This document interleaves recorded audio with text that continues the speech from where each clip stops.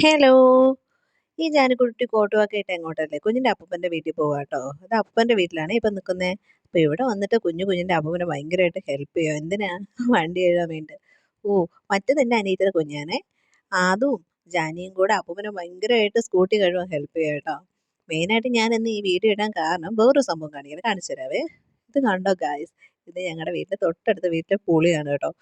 എന്റെ കണ്ണിന് പോലും പിടിക്കില്ല. അങ്ങനെ ഇങ്ങനെ തുരുതുരാന്ന് നിക്കുവാ. പുളി നിറഞ്ഞു നിക്കുവാ.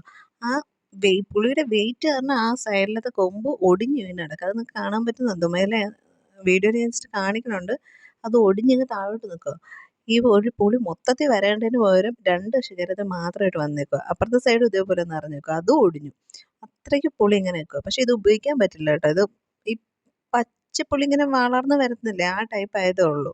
വേറെ സൈഡിൽ പുളിയാണേല് വീണിട്ട് തറയിൽ മൊത്തം ഇങ്ങ് കിടക്കുവാ. ഇതാണെങ്കിൽ നമുക്ക് പച്ചപ്പുളി യൂസ് ചെയ്യാൻ പറ്റത്തില്ലല്ലോ. പിന്നെ കുറച്ചുകൂടെ ഒന്ന് വിളച്ചി ആയിരുന്നേല് നമുക്ക് ഉപയോഗിക്കായിരുന്നു. ഇത് ആരെ വീട്ടിലെ പുളിയെന്ന് കാണണ്ടേ? ഇത് നമ്മുടെ അമ്മുക്കുട്ടിയുടെ വീട്ടിലെ പുളിയാണ് കേട്ടോ. എൻ്റെ വീടിന്റെ തൊട്ട് ഫ്രണ്ടിലാ അമ്മൂസിന്റെയും പുന്നൂസിന്റെയും ഒക്കെ വീട്. അമ്മൂസിനെ കാണാൻ ആദവും ജാനിയും